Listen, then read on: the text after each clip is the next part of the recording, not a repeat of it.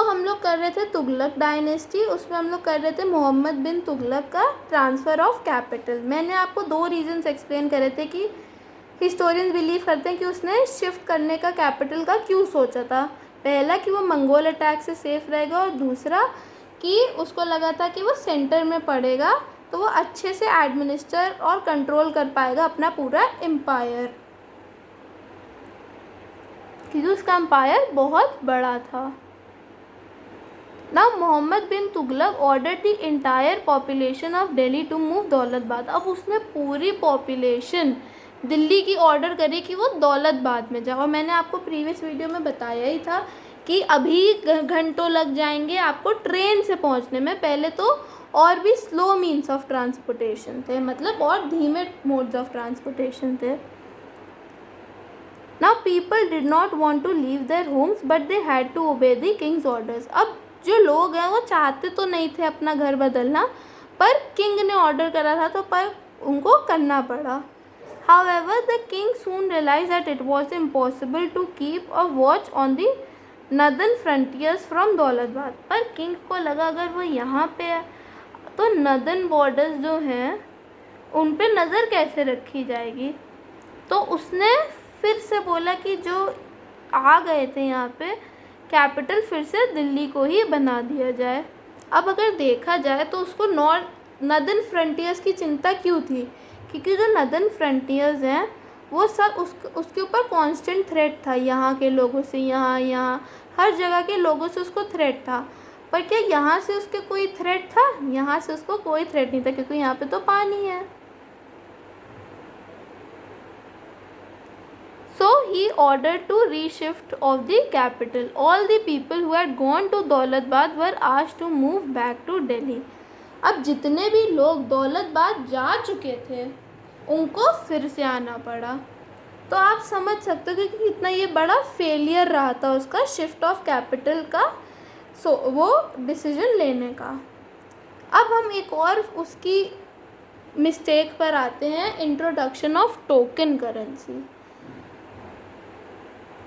अब ये जो ट्रांसफ़र ऑफ कैपिटल था उसने करा था इन द ईयर 1327। अब 2 साल बाद ही in the year 1329 Muhammad bin Tughlaq took another wrong decision of introducing token currency. अब उसने एक फिर से गलत डिसीजन लिया टोकन करेंसी को इंट्रोड्यूस करने से। अब मैं आपको एक थोड़ा सा पहले जिस्ट दे देती हूँ। उस समय सोने चांदी के सिक्के बनते थे यूजुअली पहले के टाइम पे, तो उन दिनों सिल्वर मतलब चांदी की कमी पड़ रही थी। तो जो रूलर है, सुल्तान है मोहम्मद बिन तुगलक, उसने डिसाइड करा कि ब्रास और कॉपर के वो बनाए जाएं, कॉइन्स बनाए जाएं, ताकि हम सिल्वर की कमी को सुधार सकें। और जो ब्रास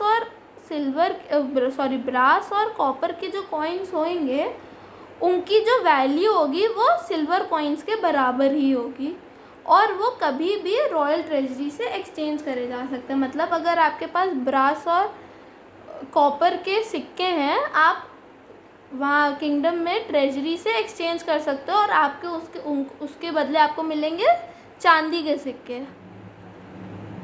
ये सही था कि चलो उससे चांदी जो वो थी शॉर्टेज हो रही थी चांदी की, वो पूरी करी जा सकती थी, और जो वो डे टू डे के जो काम के लिए वो चल रहे थे जो कॉइन्स, उनसे सही था। पर अब क्या होने लग गया था, he failed to check the illegal minting of coins. Illegal minting of coins से मतलब होता है कि वो ये चेक नहीं कर पाया कि लोग अपने घरों में ही ब्रास और उनके कॉइन्स बना ले रहे हैं,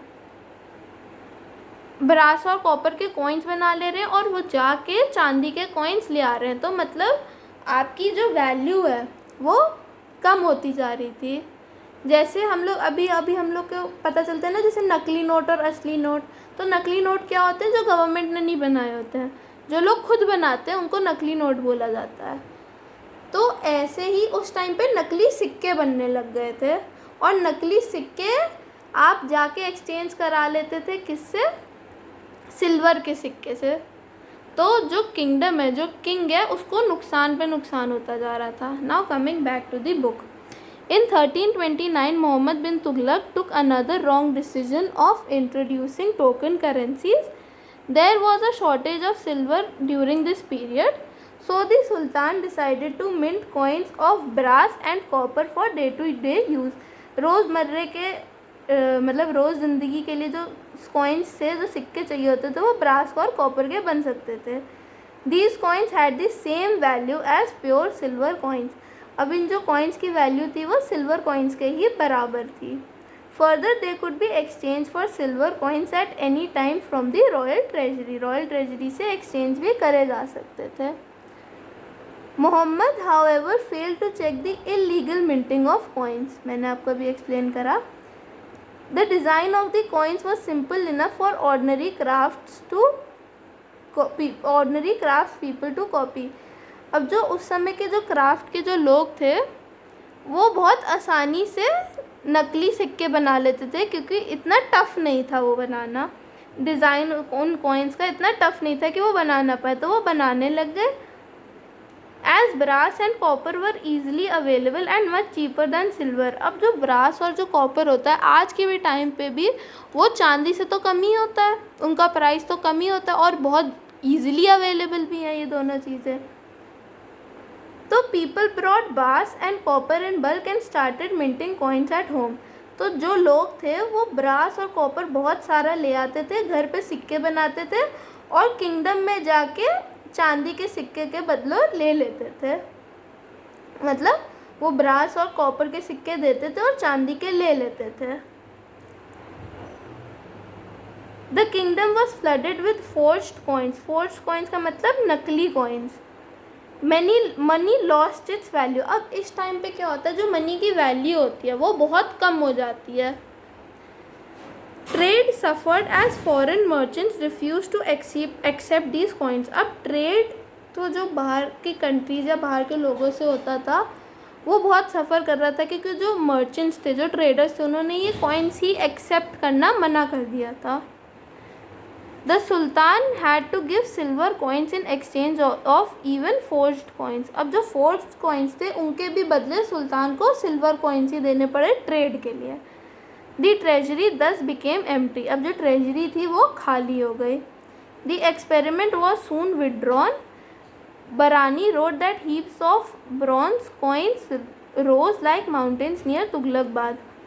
अब ट्रेजरी खाली हो गई और ये जो एक्सपेरिमेंट था यही कॉइन्स का, उसको भी विड्रॉ कर लिया गया था, मतलब वापस ले लिया गया था। और बरानी अगेन अ ट्रैवलर, उसने लिखा था कि जो ब्रॉन्ज कॉइन्स के जो हीप्स मतलब एक बहुत बड़ा माउंटेन टाइप्स, अगर आप बहुत जमा करते जाओ तो एक बहुत बड़ी सी माउंटेन टाइप्स नहीं बन जाता, जैसे कूड़ा का ढेर, ऐसे ही हमारे सिक्कों का ढेर बन गया था near Tughlakabad. Now we will do the next expedition, the next policy failure in the next video. अगर आपको कोई भी डाउट हो तो आप पूछ सकते हैं।